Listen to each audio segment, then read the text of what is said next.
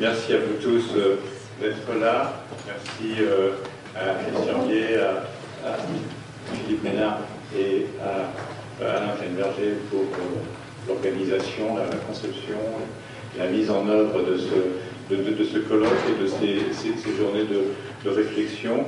On va commencer donc par une séance en deux parties cet après-midi autour qui s'intitule Représentation, adaptation, fiction.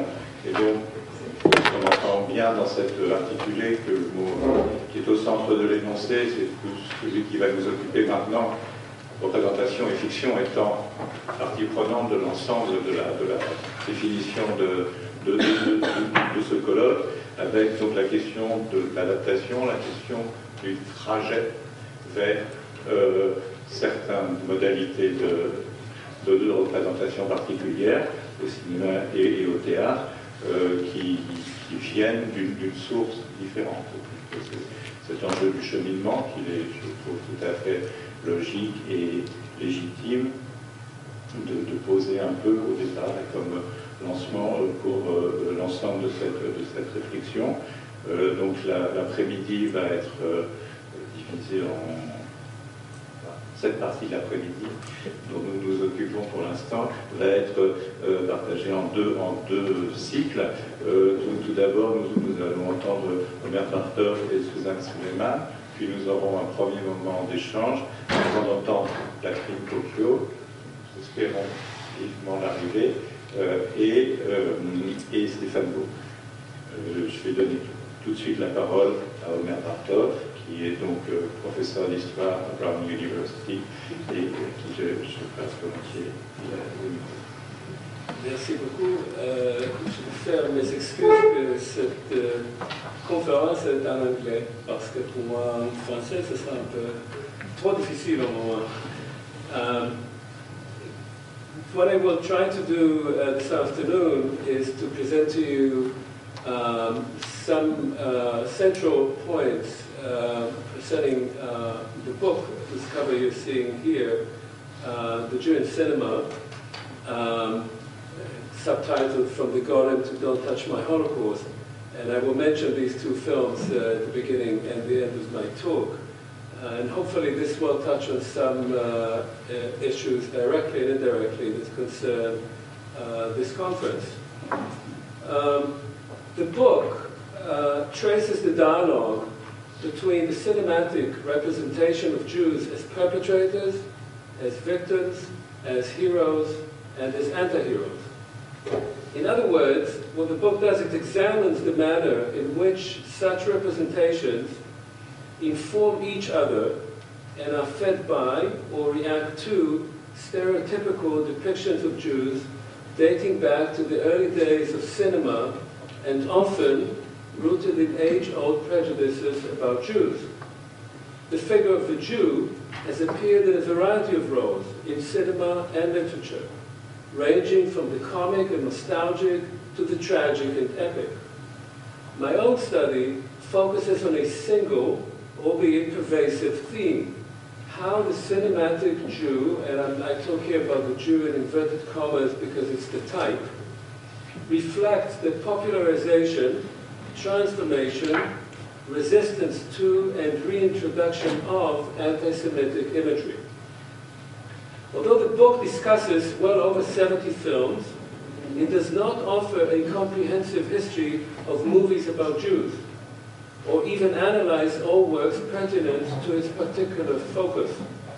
Rather, I examine films in order to illustrate that from its very beginning, the cinematic representation of the Jew, a certain type of individual with allegedly recognizable Jewish characteristics, has revolved around his status as perpetrator or victim, hero or anti-hero.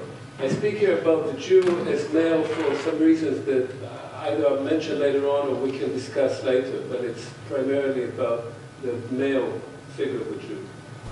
There is a certain chronological logic to this evolution of stereotypes. Anti-Semitic cinematic images that portray the Jew as perpetrator, especially those disseminated by the Nazis, were followed by cinematic representations of the Jew as victim of anti-Semitism, especially of the Nazi genocide. Conversely, the seemingly excessive focus on the Jews as helpless victims, the emphasis in much of post-World War II representation and commemoration on heroic resistance to Nazism, and the violent emergence of the State of Israel generated a new cinematic representation of the Jew as hero. But more recently, such factors as the Israeli occupation of the Palestinians, growing criticism of Zionism, a more complex view of Jewish conduct and fate in the Holocaust, and a certain revival of anti-Semitic rhetoric and imagery have led to the emergence of the Jew as anti-hero. This last incarnation of the cinematic Jew has occasionally also borrowed traits from the original anti-Semitic image of the Jew as perpetrator. So there is a bit of a circularity in this conversation. Still, rather than a mere chronological progression, we can identify here a conversation over several generations, whereby certain cinematic types and images are constantly informed by each other and drawing on a given set of representations, irrespective of the ideological or artistic predilections of the filmmaker and the social, political, or cultural context in which the film is made. Obviously, this is not a static condition, for the use of existing images reshapes them and rewrites their meanings. But it is also not simply a positive evolution from stereotype and dehumanization to tolerance and humaneness. The origins of the image used by filmmakers are inscribed on them, despite their insertion into radically different narrative situations and plots. It is precisely this relationship between the changing face of the cinematic Jew and the harkening back to a relatively limited store of stereotypes that interests me here. So in what follows, I will discuss only a few films in order to provide a general idea of my analysis. The films I chose will hopefully illustrate the complexity of representation rather than the more obvious aspects of stereotypical portrayals. I hope they will serve to stimulate your thinking, and I hope we'll have a good discussion over this later on. So I begin with the Jew as perpetrator. In the closing moments of Paul Wegener's classic film, The Golem, or Der Golem, 1920, the man of clay, fabricated by Rabbi Löw, breaks open the gates of the Jewish ghetto in Prague and steps out into the sunshine. Golden-haired boys and girls are playing in the meadow. Initially frightened, they are also curious about the giant creature that emerged from the dark alleys of the walled city. The golem, who had spread terror throughout the ghetto, setting fire to the rabbi's house, killing his daughter Miriam's Gentile lover, Knight Florian, and kidnapping her, is suddenly transformed.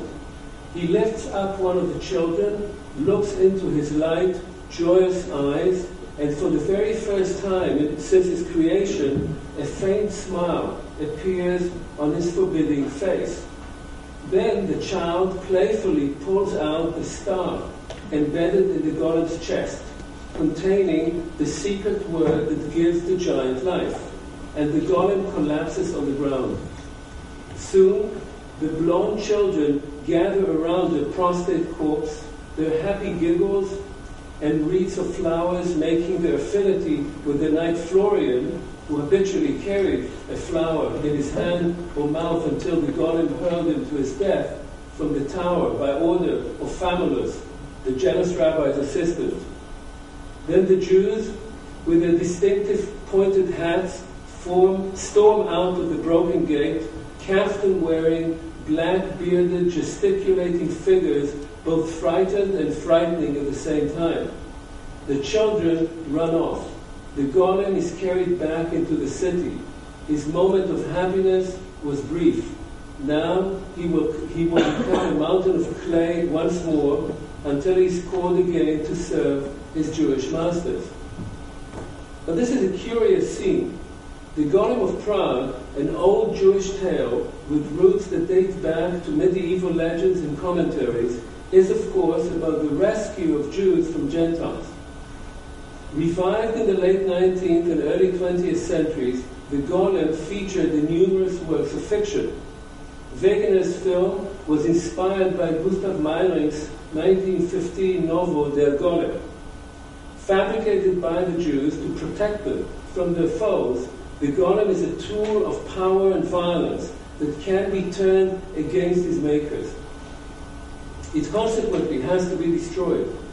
In the film The Golem, one of the earliest and most influential extant cinematic depictions of European images of Jews, the clay giant is both a symbol of Jewish magical and destructive capacities and of their ability to control the power of nature, to subjugate everything that is beautiful and free, and to cast over the world the dark shadow of their forbidding rights. This is not an overtly anti-Semitic film. On the contrary, in some ways it is sympathetic to the plight of a community threatened by the power and whims of an arbitrary and frivolous ruler. Indeed, the film contains many of the elements that will surface over the rest of the 20th century in cinematic depictions of Jews, both as perpetrators and as victims. Perhaps it is no coincidence that Wegener, an authentic giant who played the role of the Golem, ended up making propaganda films for the Nazi regime, which reciprocated by naming him actor of the state. But for our purposes, it is important to recognize the extent to which this early venture into cinematic stereotypes both reflected existing notions about Jews and further popularized them among ever larger audiences. It also provided models for the depiction that generations of filmmakers with very different goals and agendas have employed or have tried to discredit until the present day. We can identify here three main motifs. First, the notion of the Jew as a malevolent outsider, embodied most frighteningly in the figure of the eternal wandering Jew. Second, the anxiety about Jewish transformation, accompanied by an insistence on the unchanging Jewish essence. Third, the obsession with sexual relations between Jews and Gentiles and their racial and cultural implications. To be sure, Jewish discourse on these motifs provides an almost perfect inversion of these themes. For Jews, the outsider status was the consequence of repeated persecutions and expulsions. The act of transformation meant assimilation into an often unwelcoming society and the abandonment of Jewish identity. And intermarriage, taboo in traditional communities, often meant raising children estranged from the Jewish parents' heritage. The physical and mental seclusion of the Jews from their natural environment and Gentile society is a fundamental leitmotif of the Golem. The film recreates on the screen an ancient European trope, according to which the Jew is an outsider, a stranger, and a foreigner, who is nevertheless living in the midst of society and is the principal instigator of all disaster and misfortune. The Jew must therefore be contained, transformed, or removed. The strangeness of the Jews is depicted through their dress, beards, facial expressions and gesticulations, their mode of living and sites of habitation, their understandable yet garbled, comical, but also menacing language. In the Golem, the Jews live in a stage set inspired by expressionist imaginaire of the time and what Wegener called, quote, the fantastic world of the past, end of quote, he found in the medieval Jewish ghetto of Prague, which he visited before he made the film. People dart in and out of narrow alleys like frightened rats, climbing impossibly crooked staircases and leaning out of asymmetrical windows. Hidden passageways open and close. High walls block out the sunlight, and no tree or flower are to be seen anywhere within the confines of the ghetto. This external foreignness is meant to suggest also the uncanny aspects of Jewish nature and faith, and the inextricable link between religion and the supernatural. When they pray, the men assume a particularly threatening demeanor, striking their breasts in recognition of their eternal guilt, holding out their hands in supplication, bending and bowing, tilting and swinging, casting menacing shadows on the uneven walls. The synagogue is thus transformed into the heart of darkness, the center of all that is weird and ominous about the Jews. And beyond it, there is magic. For Rabbi Lev's creation of the golem is presented as the consequence of evil concert with the devil. The Jews may be threatened, but the forces they cause are greater than the Gentiles can muster. I should, by the way, just mention in passing that the scene of synagogues is threatening as places where magic is performed, then you can find it in much later films, and certainly in films made in the Nazi period. This is most powerfully expressed in an extraordinary scene in the movie. As the Emperor Rudolf invites the rabbi and his golem to entertain his guests at the palace, Lev reluctantly conjures the eternal or wandering Jew. Trudging through the desert at the head of his people, leaning on a rough cane, this mythical figure is in fact projected on a screen. So in the movie, in fact, the movie is being shown. Thus the emperor and his entourage are, as it were, watching a movie. Fearing the effect of this partly comical and partly threatening image, the rabbi warns the audience not to laugh. But the emperor cannot suppress his merriment, and soon his guests join in with hoots and chuckles. Yet this mockery rapidly changes into panic as the eternal Jew turns toward the audience and seems to be about to step out of the screen, evoking such fears common among viewers still unused to the illusion of perspective and movement in the early days of cinema. Will the eternal Jew actually materialize and destroy them? Is this film within a film an indication that the golem itself is no mere cinematic fantasy, but an urgent warning? As the whole begins to fall apart around the terrified guests, that other creature of Jewish wizardry saves the day. On orders of the rabbi, the golem holds up the tottering ceiling of the palace, and the audience narrowly escapes the wrath of the eternal Jew. Two other transformations are suggested in the golem, both destined for a long life in the movies. The first concerns the golem himself, whose ambivalent nature makes him both into the tool of the Jews' salvation and into the instrument of their destruction. Made by the Jews, the golem manifests a desire to escape from the demonic hold of the Jews into the world of nature and beauty populated by the Gentiles. If the gate of the ghetto protects the Jews from attacking intruders, the golem breaks it from within in order to reach the freedom, sunlight, joy, and love awaiting him on the other side. If the golem kills the flower-bearing knight after a night of bliss with the rabbi's daughter, he does so on orders of her jealous suitor. But his true rage is directed against the rabbi, the maker and jailer, and the rest of the ghetto.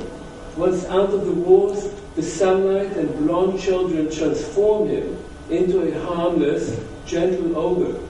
In this sense, the golem may symbolize the longing of the Jews to transform themselves from physical weakness and satanic association to physical prowess and intimate proximity with the beauty and innocence of nature. Rather than redeeming, this metamorphosis is shown as turning against nature and sowing disorder and destruction. The second transformation is symbolized by Miriam, the rabbi's daughter. In one sense, She symbolizes the lecherous Jewish woman who tempts the heroic knight into her bed and thus spells his doom. In another sense, she is used by the rabbi as the bait that will facilitate an audience with the emperor and a reversal of the expulsion edict. Miriam is thus both victim and perpetrator. She represents the urge to escape the confines of the ghetto, if only by consorting with a Gentile, yet discovers the futility of such ventures. At the same time, she becomes the source of the golem's second passion. For if the gaze of the Gentile child melts his heart, the sight of her seduction awakens his lust and calls forth his violence. Thus the Jewess's attempt to liberate herself from the ghetto is not only doomed to failure, but is also yet another trigger of destruction. The obsession with the notion that sexual intercourse between Jews and Gentiles entails disruption of the natural order can thus be found at the very cradle of cinematic representations of the Jew, just as its origin can be traced back deep into the Middle Ages. So this leads me to the Jewish victim. I should add here that one movie to be obviously discussed here, which I don't do in this paper for reasons of time, is Juifs, of course, which is the most important and successful anti-Semitic Nazi production, and which carries many of the themes in this movie in a much more obvious, overt direction. Neither socialist cinema nor Hollywood was often willing or equipped to represent the unprecedented nature of youth after the Holocaust. Socialist cinema, with some exceptions related to events in Czechoslovakia in the 1960s, sought an optimistic and uplifting view of the future. Hollywood, of course, came to be associated with obligatory happy endings. And yet, it was there that one of the most remarkable films ever made on the Jew as unredeemed victim was produced. Interestingly, Sidney Lumet's The Pawnbroker, made in 1965, shares with several socialist films, such as Dita Saksova of 1967, an insistence on representing a Jewish protagonist with none of the stereotypical characteristics of the Jew. But the ideological and cultural sources of this untypical Jew, as well as the ramifications of this portrayal, are quite different. Socialist discourse on the Holocaust sought to obscure Jewish identity and suffering and to present Jewish fate as part of a larger context of misfortune in order to facilitate empathy. Of course, in a completely different context, one can talk about Soviet and communist commemoration practices after the Holocaust, but that's for another talk. Conversely, Sol Nazarman, with the protagonist here, played by Rod Steiger, is, by appearance and mannerisms, hardly a stereotypical Jew. Yet he is thrown, both by fate and by choice, into the typical role of the Jew, that of the pawnbroker in a black slum. Rather than juxtaposing an atrocious past with an idyllic present, the film merges them into a continuum of pain, suffering, exploitation, and deception. The few glimpses we have of Nazarman's pre-war existence as an assimilated academic suggest that he was untypical, also in his interaction with society. But we also learn of the erasure of Jewishness had no effect on the destruction of his family and the ruination of his life. It is precisely his refusal to leave the Nazi universe that brings Nazarman to the frontier of racial and economic confrontation in Harlem of the 1960s. It is there that he plays the Jew that he never was, the Jew of anti-Semitic fantasy, the product of centuries of persecution, a figure into which the Nazis had made him, in which he, in a self-hating, flagellating, inexpressible, silent rage, has dawned on himself. His pre-war belief in the possibility of being enlightened, assimilated, non-Jewish Jew has been shattered by the Holocaust. When his assistant, Jesus Ortiz, asks him, "How come you people come to business so natural?" Nasserman answers, and I'm quoting here a long monologue by Nasserman. "First of all, you start off with a period of several thousand years, during which you have nothing to sustain you but the great bearded legend. You have no land to call your own, or to grow your food, or to hunt. You are never in one place long enough to have a geography, or an army, or a land myth. All you have is a little brain, and a great bearded legend to sustain you and convince you that you're special, even in poverty. But with this little brain, you go out and buy a little piece of cloth, and you cut that cloth in two, and you go out and sell it for a penny more than you paid for the one. Then you run out and buy another piece of cloth, cut it into 3 pieces, and sell it for 3 pennies profit. But, my friend, during that time, you must never succumb to buying an extra piece of bread or a toy for a child. No, you must repeat this process over and over, and suddenly you discover something.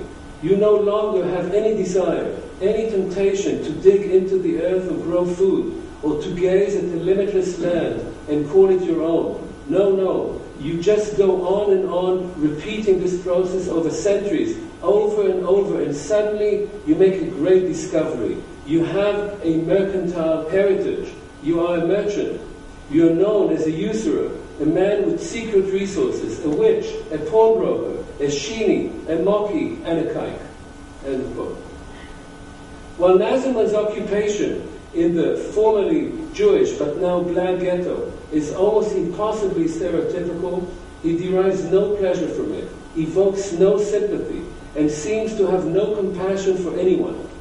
Having decided to kill all emotion in himself, he disdains sentimentality, nostalgia, pity, friendship, and love. Yet his hard crust cracks as he is beset by recurring flashbacks of his life before the disaster, the loss of his children and his wife, the endless humiliation he underwent, and his inability to remake himself as anything more than an empty shell.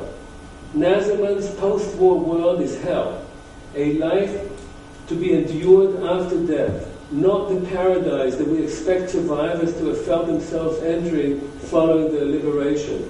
Nasserman is never liberated, and the universe he inhabits is a cruel and violent and crooked as the one he left behind in Europe. When a young black woman offers herself to him for money so as to pay her pimp, Nasserman recollects being forced to see his wife turned into a sexual slave for the Nazis. Only then does he realize that his own pawn shop is merely a cover for laundering drug money for the powerful local mafioso in the shape of an elegantly dressed black man.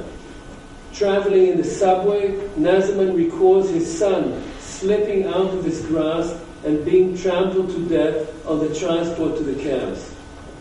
His unrelieved sense of guilt is compounded by the death of his assistant, who shields him during a holdup Ortiz himself had organized as a logical conclusion of Nasserman's lesson that, quote, "next to the speed of light, which Einstein says is the only absolute in the universe, second only to that, I rank money. That's what life's all about," end of quote. Just as Nasserman is finally beginning to feel compassion for another human being, the former petty criminal, Jesus, who treats him as mentor and father figure, the brutality of an indifferent and arbitrary fate tears him away. Saved by his own self-proclaimed disciple, the shattered Nasserman presses his hand into the cell's receipt nail, literally crucifying himself. The Catholic Jesus had sacrificed himself for the Jewish Holocaust survivor Nasserman, whose name, of course, invokes the man of Nazareth, or the Nazarene, the ancient name for Christ or for Christians. In turn, the Jew crucifies himself for all the suffering of humanity. As Naziman stumbles out of his shop into the bustling streets of Harlem, his face contorted in a muted scream, there is perhaps a glimmer of hope that all the accumulated pain of the downtrodden will bring forth a small measure of compassion. Faced with the conundrum of representing the Jew as victim without falling into the trap of either anti-Semitic tropes or the banality of empathy, Lamed, the son of two actors on the Yiddish stage, whose film is based on a novel by the Jewish-American author Warren Edward Lewis, creates a tale of possible, if tentative, Christian redemption. The strength of this film lies in its merciless exposure of the lingering impact of atrocity, which may distort its survivors and drive them to persecute others, even as they never recover from their own pain. Its impact and controversial status relates to its uncompromising insistence on the injustice and suffering of the present, in which the survivor is complicit, but it ultimately drives him to despair.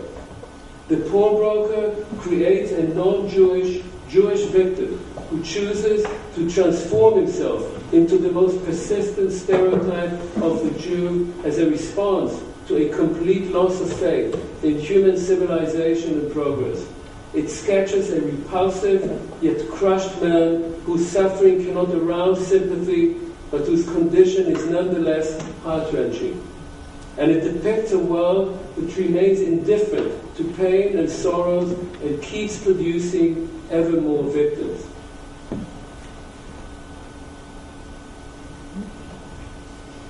I move now to the Jewish hero.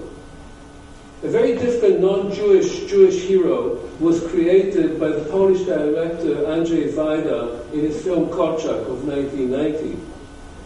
The film depicts the last years of Henry Goldschmidt, known and celebrated as Janusz Korczak, whose years are 1879-1942. In many ways, this is one of the most moving cinematic works on the fate of Polish Jewry and the deep bond between an educator and the most innocent of victims, the Jewish orphans whom Korczak eventually accompanied on their last trip to Treblinka. Here is indeed a true hero, a man of peace, a lover of nature, and a dedicated teacher whose extraordinary charisma went hand in hand with an unmatched ability for empathy with those discarded by the rest of humanity, and astonishingly, even with their henchmen. The film seems to have been a sure vehicle to link the Jewish and Polish perceptions of the past through a figure admired, even worshipped by all. And yet, as Wajda conceded, his film met with powerful criticism from the beginning. As the director wrote, quote, "I committed Dr. Korczak all my talents and skills," end of quote. But the day after, again I'm quoting, but the day after the official screening at Cannes, the review in Le Monde had transformed me into an anti-Semite, and none of the major film distributors would agree to circulate the film outside Poland. My good intentions were useless, end of quote. Why did this happen? Was Wajda completely misunderstood by his critics, or was something else at play here? Indeed, initially, the critic Jean Rey praised the film for its, quote, flawless script by Agnieszka Holland, who later went on to, of course, make important films, the black and white photography amazingly intensifying the cruelest details of life in the ghetto, end of quote, and expressed admiration for actor Wojciech Przoniak's interpretation of Korczak, which he described as, quote, full of dignity, providing this battle for humanity the magnitude it calls for, end of quote. But the following day, Daniel Heyman savaged the movie in Le Monde, and I'm quoting from that. The film is well made. One could almost believe it. Wajda's charismatic intensity inescapably draws us into the overall illusion of truth. I should have read this out in French, of course. This is translated from the French, but unfortunately I don't have the original here. And what do we see? Germans, brutal, they must be brutal, and Jews in collaboration. Poles, none. The Warsaw Ghetto, a matter between the Germans and the Jews. This is what the Pole is telling us. The embarrassment which accompanies us from the start changes into distaste, until the epilogue, which almost makes us faint. The liquidation of the ghetto is underway. Under the Star of David, the children and Dr. Kolchak enter the sealed carriage singing. And then the doors swing open, a coda to a sleepy, disgusting dream on the edge of revisionism. And we see how the little victims, energetic and full and joyful, emerge in slow motion from the train of death. Treblinka is the salvation of murdered Jewish children. No, not ever. End of quote. It's a very dramatic article. Let us note first that the criticism of the last scene of the film was misplaced. As Betty Jean Lifton, who introduced the Kolchak diaries and authored his biography, wrote in the New York Times on May 5, 1991, quote, "Those critics who detect only a Christian vision in the final ethereal scene are unfair to Vaida. After the war, there were rumors that the carriage with the transports from the orphanage became miraculously unlinked from the train. Villagers throughout Poland recognized the old doctor and his children. It could be that, like Vaida, they wanted to believe that people like Kolchak are indestructible. Instead of stirring up Polish-Jewish antagonisms, we should rather be thankful for the sincere sympathy with which Vaida attempts to recreate this modern Jewish hero who died like he lived for his children." End of quote. Other critics, such as Elizabeth de Fontenay, stressed that, quote, "Kolchak was profoundly Polish. Before the war, he accepted into his orphanage both Jewish and non-Jewish children. What's more, his concept of children's rights, even though based on time-honored principles of justice and compassion, has remained alien to Judaic tradition." End of quote. And you can read into that whatever you like. She thus insisted that Kolchak, quote, "might be one of the first signals of a Polish-Jewish symbiosis which would be the Nazis' final defeat." End of quote. The question then is not whether the film accurately portrays Kolchak's heroism, or the life in the ghetto and the death of the doctor and his orphans. There is little doubt about Kolchak's heroism, all the more because he was given various opportunities to evade deportation. The question is rather whether he is a Jewish or a Polish hero. Here I would argue that what is crucial in understanding Kolchak's unique status in Polish memory and his place within Vaida's cinematic representation of Polish-Jewish relations is the fact that ultimately Kolchak embodies the non-Jewish Jewish hero par excellence. Whereas previous cinematic Jews in his films must shed their Jewish traits in order to perform a heroic deed, and I cite Samson. I'm sure that many of you have not seen it, but it's an important film made much earlier by Vaida. Kolchak chooses in this film to become a Jew, without, however, shedding those Polish characteristics that are by definition heroic. Indeed, Vaida's Kolchak is Polish through and through. He behaves as a Pole even when he chooses of his own volition to join the Jews. Just as he refuses to take off his Polish officer's uniform after the victory of the Germans, despite the danger this poses to his own safety, so too he initially refuses to wear the Jewish star on his arm when he voluntarily enters the ghetto. In both cases he behaves as a proud Pole and rejects the idea that anyone can dictate his identity to him. To be sure, Vaida is being blamed more generally for presenting only such Jewish characters that lack any specifically Jewish cultural traits, such as religious faith or the use of Yiddish. But the main issue resides elsewhere. For whether the cinematic Kolchak speaks as a Pole or as a Jew, which historically he did not, he is clearly presented in the film and remembered by Poles as a Pole who chose to share the fate of the Jews in the heroic manner befitting his nation. It is for this reason that the final choice to go with the children to Treblinka is so crucial. It is precisely because he had a choice, while the real Jews did not, that he becomes a hero. And even more important, that he comes to embody the self-sacrificial nature of Polish heroism vis-a-vis the Jews that was largely fabricated by post-war representation. In reality, Korczak was much more concerned with his Jewishness than Weider allows for. Even as the movie is closely based on the doctor's diary, it in fact suppresses his inner conflict about his identity and superimposes a deeply Christian element on the narrative that is entirely missing from his writing. The suppression of Korczak's Jewishness is clearly a precondition for his conversion not merely into a Polish hero, but also into a Christ-like figure.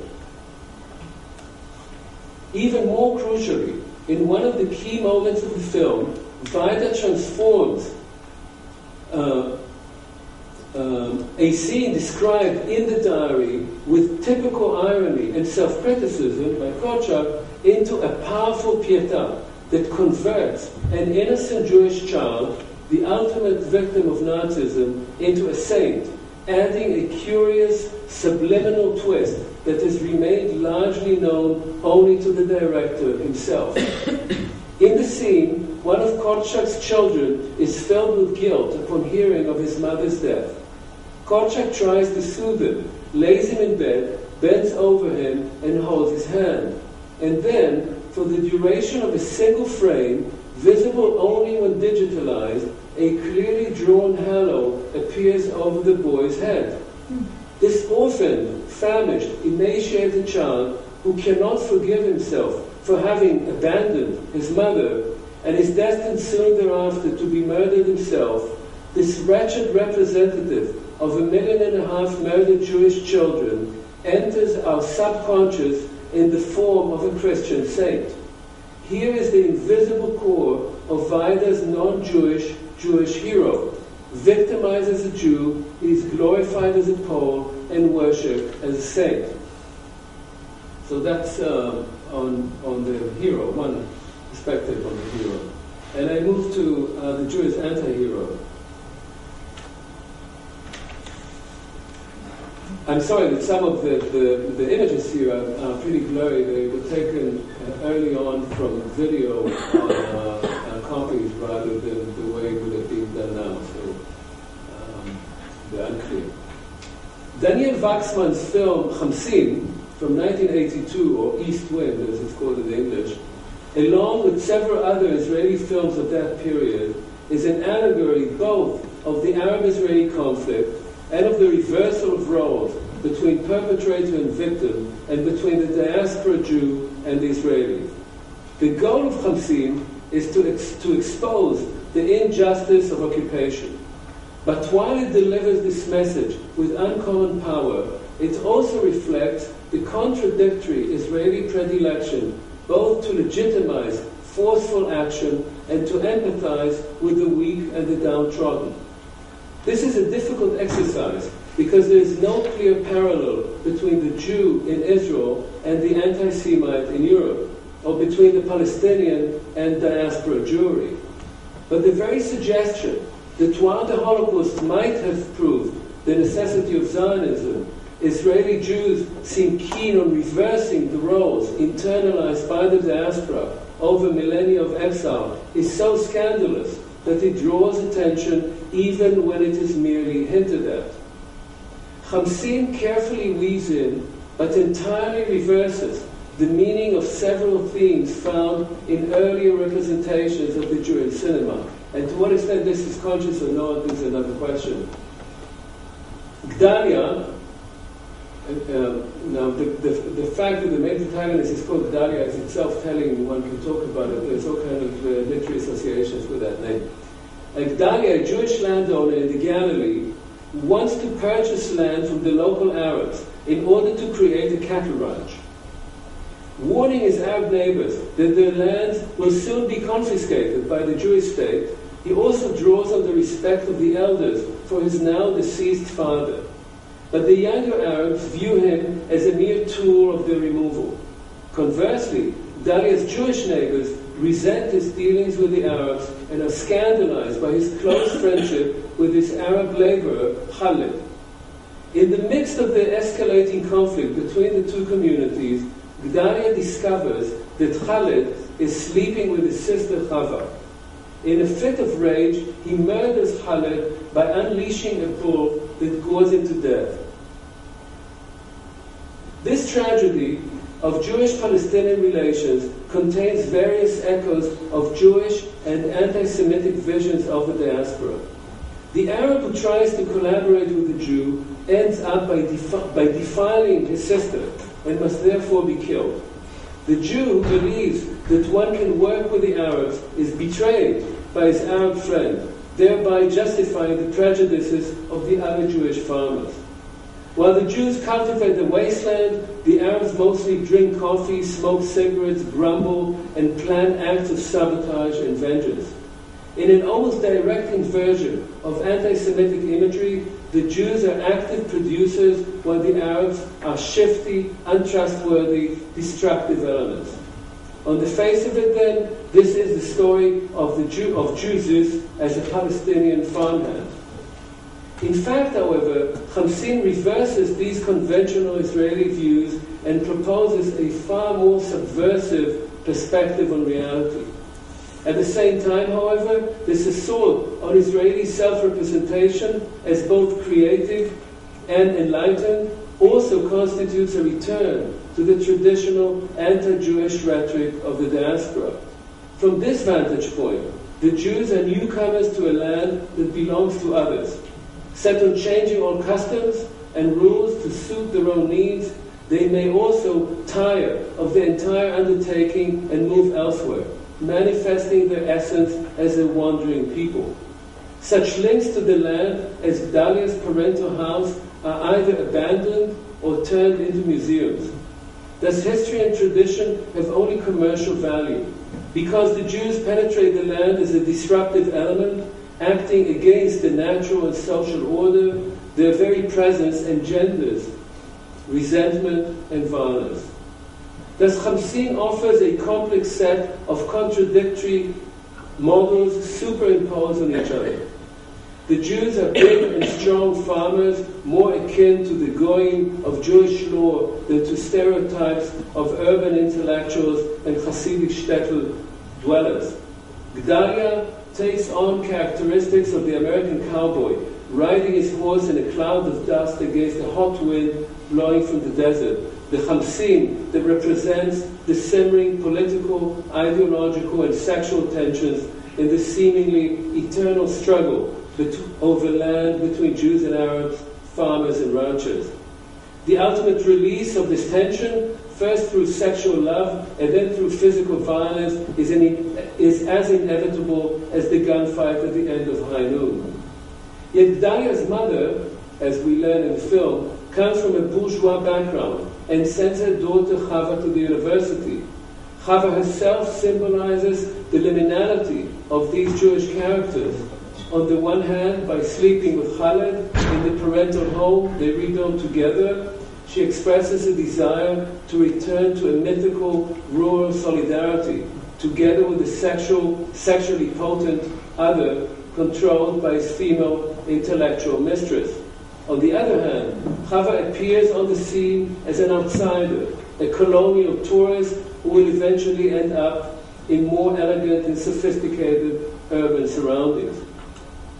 Khamsin does not sentimentalize the Arabs, who similarly take up a somewhat protean role, both as an indigenous population, deeply rooted in the land, and as an unstable and untrustworthy element.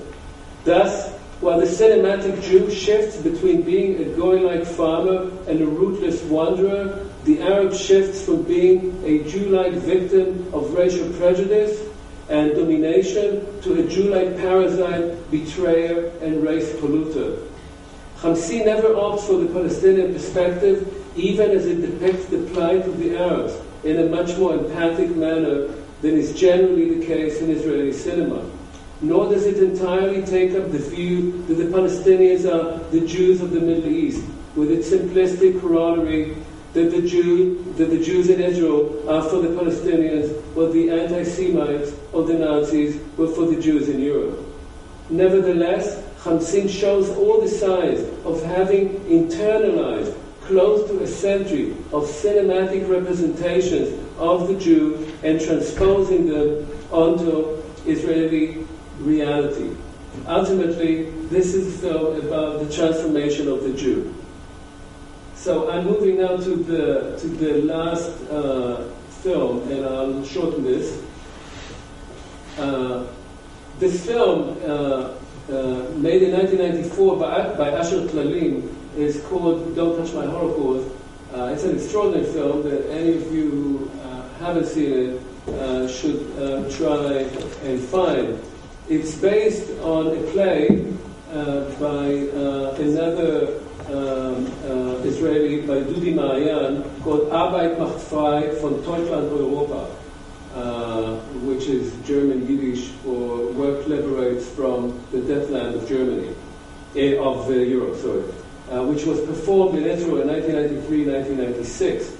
And the film really investigates the relations or the making of the play and its effects on the actors and the participating audience. The main character in the film is Smadar Madi, who plays both a Holocaust Muslim and a survivor called Zelma, and herself, a young Israeli woman with a powerful link to her father, a recently deceased European Jew who escaped the Nazis. I won't go into all of this film because I'm running out of time here. So I'll just mention a few issues quickly here. What is most important about this film is that it's really about the fact that the second generation in Israel is caught in a trap of relating itself to the Holocaust. And the film is really about the possession of the Holocaust. Who does the Holocaust belong to? So first, it speaks about the second generation as such. That is, what relationship does the second generation of Israelis who were already in Israel after the war have with the Holocaust? Then it breaks it down into two types of Israelis of that generation. One is Ashkenazi Jews who can, so to speak, relate themselves more directly to the Holocaust because they are either sons and daughters of survivors or of people who might have been survivors had they not come from Europe earlier on, and Jews who came from North Africa. And the film is made by a North African Jew, and it's based on a play by a North African Jew. So it's very much about the tension in Israel between those who can appropriate the Holocaust and those who hypothetically can't, or the fact that the way to become an Israeli is to appropriate the Holocaust.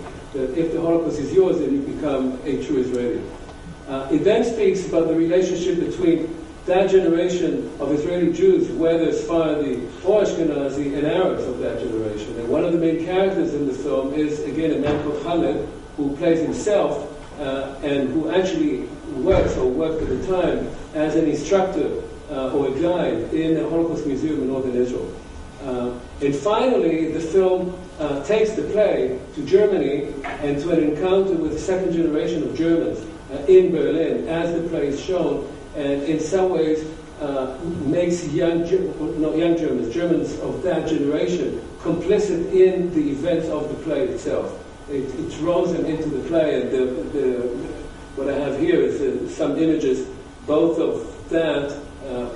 This is, of course, of the museum in northern Israel, which is visited by Palestinians, and that's one of the dialogues that you hear in the film. That is, the Palestinians say, what the Germans did to the Jews, the Israelis are doing to us, only they were much more effective in doing it. With us it takes longer, they torture us much longer. At least in Treblinka it was a quick death. And it ends in this show in Berlin, which I won't go into. So in a sense, this film tries to look at the issue of representing Jews through the prism of the Holocaust and its effect on the generation, I would say the generations, of those who came after the event. There was a link at the end of the paper to the next paper, but instead of linking it to the next paper,